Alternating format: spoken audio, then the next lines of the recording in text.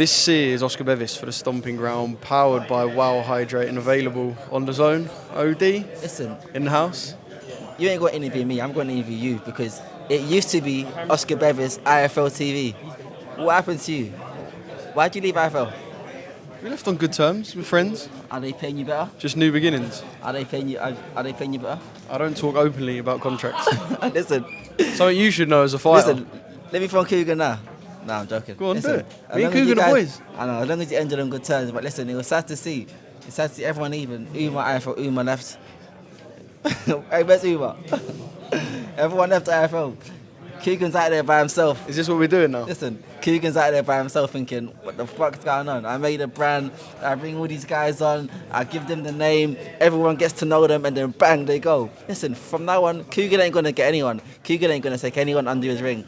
I see Keegan at these shows now. He said, listen, I'm doing this shit myself. I ain't going to have any of these fuckers no more. They all come and get the fame and go. Anyway, It's nice to know you think highly of me, OD, anyway. I was going to say, we go... it's just business, and you know what? Everyone understands that. Keegan understands that. And if I was you, I'd probably do the same thing. Listen, Keegan, thank you. You've done your thing. You got me the name. You know, you got me the bit of money. But these guys have paid more. Can we move on from this now? To be fair, talking of those days, we actually do go quite a way back. I met you the first time through Keegan. Yeah, of course. Through Keegan. I was there when the thing happened between you and Tyrone McKenna at the back of York Hall. Yeah, when I grabbed him and I threw him out. And the camera was just left on the floor. And the funny thing is, people still believe to this day that was set up. I can't believe that they think it was fake. Listen. No, do you know what it was? I can see why, because the camera was on the floor. You can hear Coogan go, no, get away. Yeah. So it did look a little bit, but Who I can planned it? swear I on think- my life that it I wasn't. think it was him and Coogan planned it, but I wasn't told about it. So I'm just outside of your call and I just hear him coming behind me. You know what? Like my natural instinct is to attack and to defend myself.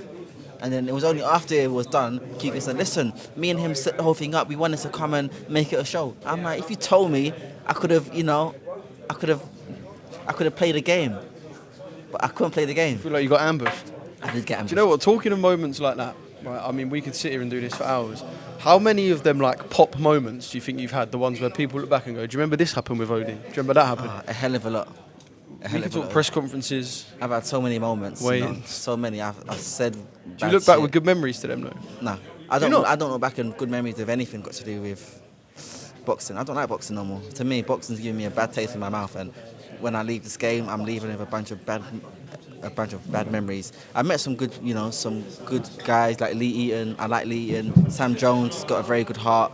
A lot of good friends I've made and people that I'll be friends with for the rest of my life. A lot of fighters I've met that I'll be friends with, for a long time. But just the whole boxing game as a whole, it won't leave me with a good taste in my mouth. Yeah. When did you realise? What point did you think actually things have turned and I'm starting to dislike boxing? Because it hasn't always been like that, and you'll admit that. Listen, the past few months, man. I think not like the past year and a half, 2 years maybe. And as time goes on, I've realised I'm starting to like boxing less and less and less. And listen, I've given boxing 13 years of my life. 13 years. I've missed out on a big part of my life. I've never had that wild phase. When I got into boxing, I smoked weed when I was like 18 years old. Then I quit weed because I wanted to box. I ain't smoked since. I haven't lived a wild life. I haven't been to uni and done the whole freshers thing where you go wild and live that life. And I haven't been young and wild. I've been in the gym. Tony Cisse used to make me go and run hills and run the train station while all my friends were out there having a good time. And now I'm looking and, I'm kind of jealous now because I've missed out on a certain point, a certain period of life that I will never get back. And that's all boxing. I used to run outside in the cold, in the rain. I used to have holes in my shoes and get back home and my socks are wet. I used to go down the sweet shop. I used to go and steal grapes from the shop because I didn't have no money to go buy no food. I had to go and steal grapes. I remember I had a small balaclava and a bike. I used to ride past the shop, get some grapes, and then go home. And then I'll go down the next shop and get some fucking apples and some bananas because every shop I used to go and get something different because I can't get the same shop every time. Otherwise, I'll get caught. So I had about 5 shops every day, different shop. Today, apples, next day, grapes, the next day, a few bananas, the next day, I'll get some mangoes or whatever. And during this time, all my peers, they had nice jobs and they had the girls and the car. I ain't getting no pussy. What was that? I had no money. I had no money, no ambition. I'll tell you what happened. One time I had this girl come over, yeah. And listen, I ain't had no girls in my life. I had this girl come over, I'm like, fucking hell. I'm at mum's house with her in my room. I'm thinking, yeah, I'm gonna fuck. And then we're talking about what she's doing. She was doing some apprenticeship. She was getting good money in her course. I was just doing amateur boxing. I had about 3-4 fights. I wasn't making no money from the boxing. I was on job seekers allowance. But as she's asking me about what I do, I'm like, yeah, I'm doing boxing and I'm hoping one day to be big. And then she's like, but so you're not doing anything in life? You're not making no money. You're not doing nothing. You're living your life for hope. That day she didn't give me no pussy. She went home. She didn't give me nothing. And all my guys were out there making money, selling drugs, and so they got the girls. And I missed out on that period in life for boxing. Man. I mean, there's a lot to unpack there, but I'll ask you that people listening to this, the way you talk about having a distaste in your mouth about boxing, can we presume then that you hanging the gloves up is a real possibility in the next year, 18 months? I don't know, man. Because in these 6 minutes, you're yet to say one positive about the sport.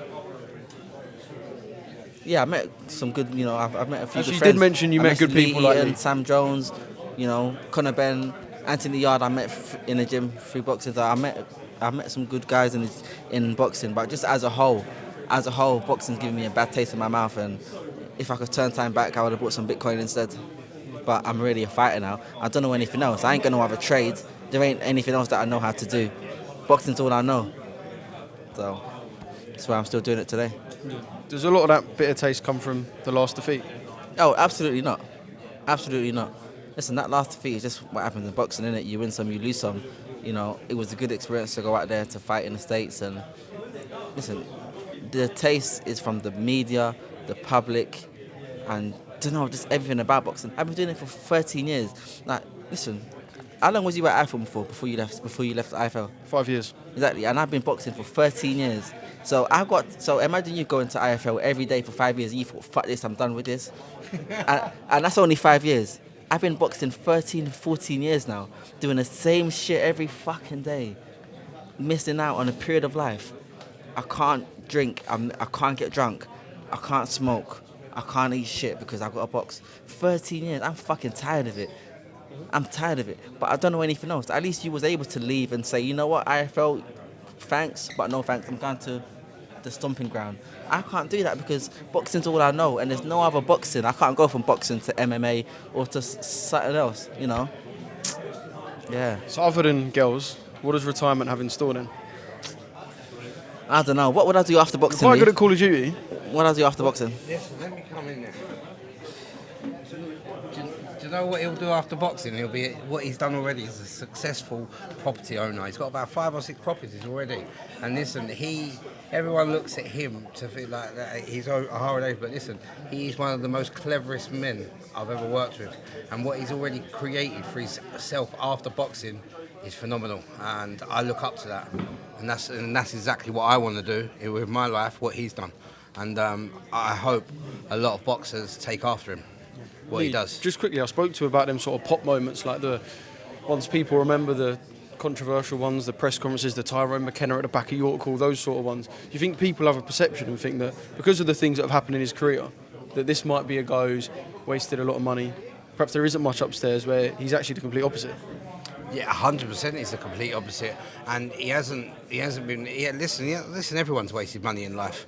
Listen, O's had his little things that he's wasted his money on, but listen, it's what he's done through boxing. He's created a life for himself after boxing, which I always advise people. All my fighters to try and get on the property ladder as soon as you can. Once you earn enough money to get on the property ladder. This man's got 5 properties already. So, and listen, after this weekend, Saturday, he'll go and get another one. Every fight on his net at the minute, he's buying properties because listen, that's what he wants to do. That's what he's passionate about, and that's what he's obviously succeeding after boxing. Listen, I know he's sick of boxing at the minute, and listen, he's been doing it a long time, yeah. But when you're good at something and it creates a life for you afterwards, He's had a fantastic career. If he goes in and knocks Azim out, which I believe he does on Saturday, and wants to hang up the gloves, no problems. But listen, we would just have to see that after. If he goes in and he doesn't get the win, yeah, and he wants to hang up gloves, I'll support him no matter what. He's always got us. He's always got myself there as a friend, as a manager, as whatever he wants.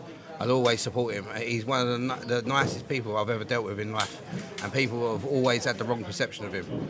And do you know what? OD is the real deal. Absolutely, I can say exactly the same and vouch for that from knowing you over the years, OD, and that's a good man to have in your corner. Left IFL though. I was going to say that's a good man to have in your corner, but I might have to reword that. So why properties then? Why's property your thing? I remember when I first got into the Sims gym, Tony Sims would always say, after your fight, buy some property, but I wasn't making enough money to buy it. But when I made enough money, that was always in my head. What Tony Sims said, buy some property, buy some property, buy some property. So it was always in my mind. And you know, Sims is, he's in that game. And once I made enough money, and I was like, I was gonna get a car. I was gonna get a BMW i8. And my brother said to me, "You get this car, you park it outside Mum's house. By tomorrow, the car will be gone. Go buy a flat, and you park the car on your own drive." And that's when we got the first flat together. And then I made some money. I was like, you know what?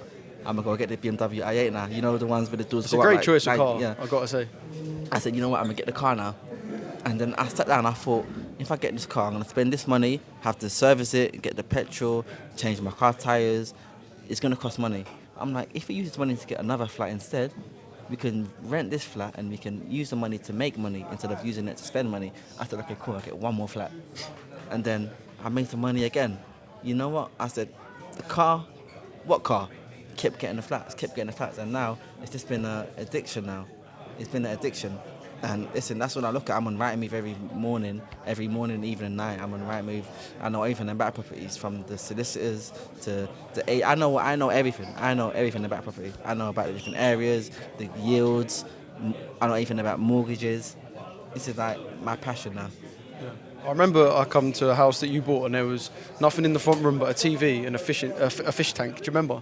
And we sat on a toolbox and played Xbox. I remember that one. We sat on a toolbox and played Xbox. Yeah. That was my second flat. I can imagine that's a refurbished flat now. Then. Yeah. I think you had like a WBA International under the bed. And that was about it. Yeah. So that's a refurbished flat now. That flat's on rent. There you go. Mate, life lessons with OD. I appreciate it. Got to talk about the fight. You and Azim. Simple question. How does the fight go on Saturday night? Time will tell. Time will tell. I can't, I'm not from the future, so I'm going to go there, do my best. He's going to come in there and do his best. I've got to stay cool, calm, collected, and I've got to stay sharp because he's a very sharp and fast fighter, so I've got to stay ultra sharp and see how it goes. Been impressed with what you've seen from Azim so far? Oh, absolutely. Fucking hell, man. He's fast, quick. He's got good feet. He's young and he's hungry and he's fresh, so, I'm up against a real challenge this weekend. Yeah. Can you knock him out? I can knock anyone out if I hit them in the right place at the right time. It's just about, can I get him? He's fast on his feet. He's sharp as well, so, it's got to see. Yeah. I do appreciate your time. It would be good to see you roll back the years on Saturday night. Have you got just a final message for the viewers? Nah. Who tanks?